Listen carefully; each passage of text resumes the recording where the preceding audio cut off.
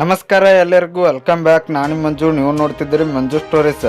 Friends, ಇವತ್ತು ನಮ್ಮ R C B ತಂಡ ಮುಂಬೈ ವಿರುದ್ಧ 6ನೇ ಪಂದ್ಯವನ್ನು ಆಡ್ತಾ ಇದ್ದಾರೆ. ಈ ಪಂದ್ಯದಲ್ಲಿ ನಮ್ಮ ಆರ್ ಸಿ ಬಿ ತಂಡಕ್ಕೆ ಇಬ್ಬರು ಖತರ್ನಾಕ್ ಆಟಗಾರರು ಎಂಟ್ರಿ ಕೊಡಲಿದ್ದಾರೆ ಅಂತ ಹೇಳ್ಬೋದು. ಹಾಗಾದರೆ ಅವರು ಯಾರು ಅಂತ ನಾನು ನಿಮಗೆ ಈ ವಿಡಿಯೋದಲ್ಲಿ ತಿಳಿಸ್ಕೊಡ್ತೀನಿ. ಅದಕ್ಕಿಂತ ಮುಂಚೆ ನೀವೇನಾದರೂ ನಮ್ಮ ಚಾನಲ್ಗೆ ಹೊಸಬ್ರಾಯಿದ್ರೆ ತಪ್ಪದೆ ಸಬ್ಸ್ಕ್ರೈಬ್ ಮಾಡಿ, ಹಾಗೆ ಪಕ್ಕದಲ್ಲಿರೋ ಬೆಲ್ ಐಕನ್ ಪ್ರೆಸ್ ಮಾಡಿ, ಆಲ್ ಸೆಲೆಕ್ಟ್ ಮಾಡಿ. ಯಾಕೆಂದರೆ ನಾನು ಯಾವುದೇ ಕ್ರಿಕೆಟ್ ಬಗ್ಗೆ ವಿಡಿಯೋ ಮಾಡಿದರೆ ನಿಮಗೆ ತಕ್ಷಣ ನೋಟಿಫಿಕೇಶನ್ ಬರುತ್ತೆ. ಆವಾಗ ನೀವು ವಿಡಿಯೋನ ಮೊದಲಿಗರಾಗಿ ನೋಡ್ಬೋದು. ಸಬ್ಸ್ಕ್ರೈಬ್ ಅನ್ನೋದು ಸಂಪೂರ್ಣ ಉಚಿತ. ವಿಡಿಯೋ ಕೆಳಗೆ ಬ್ಲ್ಯಾಕ್ ಟನ್ ಇದೆ, ಮಾಡ್ಕೊಳ್ಳಿ. ಏನೋ ಥರ ಮಾಡಿದೆ ವಿಡಿಯೋ ಶುರು ಮಾಡೋಣ ಬನ್ನಿ. ಇನ್ನು ಫ್ರೆಂಡ್ಸ್, ಖತರ್ನಾಕ್ ಆಟಗಾರರು ಯಾರ್ಯಾರಂದರೆ ಅದು ಬೇರೆ ಯಾರು ಅಲ್ಲ, ಆಕಾಶ್ದೀಪ್ ಮತ್ತು ಕರಣ್ ಶರ್ಮಾ ಅಂತ ಹೇಳ್ಬೋದು.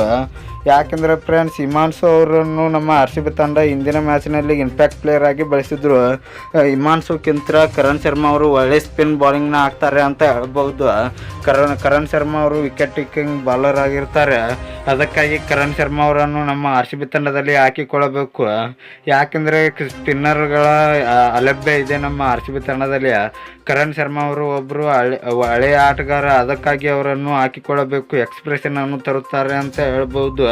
ಇನ್ನು ಆಕಾಶ್ದೀಪ್ ಅವರು ಒಳ್ಳೆಯ ಯಾರ್ಕರ್ಗಳನ್ನು ಬೌಲಿಂಗ್ ಹಾಕ್ತಾರೆ. ಅದಕ್ಕಾಗಿ ಆಕಾಶ್ದೀಪ್ ಅವರನ್ನು ಕೂಡ ನಮ್ಮ ಆರ್ ಸಿ ಬಿ ತಂಡಕ್ಕೆ ಎಂಟ್ರಿ ಕೊಡಲೇಬೇಕು. ಈ ಇಬ್ಬರು ಆಟಗಾರರು ನಮ್ಮ ಆರ್ ಸಿ ಬಿ ತಂಡಕ್ಕೆ ಬಂದರೆ ನಮ್ಮ ಆರ್ ಸಿ ಬಿ ತಂಡದ ಬೌಲಿಂಗ್ ಲೈನಪ್ ತುಂಬ ಸ್ಟ್ರಾಂಗ್ ಆಗುತ್ತದೆ ಅಂತ ಹೇಳ್ಬೋದು. ಇನ್ನು ಇವತ್ತಿನ ಪಂದ್ಯದಲ್ಲಿ ನಮ್ಮ ಆರ್ ಸಿ ಬಿ ತಂಡ ಮುಂಬೈ ವಿರುದ್ಧ ಭರ್ಜರಿಯಾಗಿ ಜಯ ಗಳಿಸಲಿ ಅಂತ ನಾವೆಲ್ಲರೂ ಆಶಿಸೋಣ. ಯಾಕೆಂದರೆ ಈಗಾಗಲೇ ನಮ್ಮ ಆರ್ ಸಿ ಬಿ ತಂಡ 5 ಪಂದ್ಯಗಳಲ್ಲಿ 4 ಪಂದ್ಯವನ್ನು ಸೋತಿದೆ. ಇನ್ನು ಫ್ರೆಂಡ್ಸ್, ನಿಮ್ಮ ಪ್ರಕಾರ ನಮ್ಮ ಆರ್ ಸಿ ಬಿ ತಂಡಕ್ಕೆ ಕರಣ್ ಶರ್ಮಾ ಮತ್ತು ಆಕಾಶ್ದೀಪ್ ಅವರು ಎಂಟ್ರಿ ಕೊಡಬೇಕಾ ಕೊಡಬಾರ್ದು ಎಂಬುದನ್ನು ಕಮೆಂಟ್ ಬಾಕ್ಸಲ್ಲಿ ಕಮೆಂಟ್ ಮಾಡೋದ್ರ ಮೂಲಕ ತಿಳಿಸ್ಕೊಡಿ. ಇನ್ನು ನಿಮಗೆ ಇದೇ ರೀತಿ ನಮ್ಮ ಆರ್ ಸಿ ಬಿ ಮತ್ತು ಕ್ರಿಕೆಟ್ ಬಗ್ಗೆ ಅಪ್ಡೇಟ್ಸ್ ಬೇಕಾದರೆ ನಮ್ಮ ಚಾನಲ್ ಲೈಕ್ ಮಾಡಿ, ಶೇರ್ ಮಾಡಿ, ಸಬ್ಸ್ಕ್ರೈಬ್ ಮಾಡಿ, ಬೆಲ್ ಐಕನ್ ಆನ್ ಮಾಡ್ಕೊಳ್ಳಿ. ಕ್ರಿಕೆಟ್ ಬಗ್ಗೆ ಜಾಸ್ತಿ ಅಪ್ಡೇಟ್ಸ್ ಬರ್ತಾ ಇರುತ್ತೆ.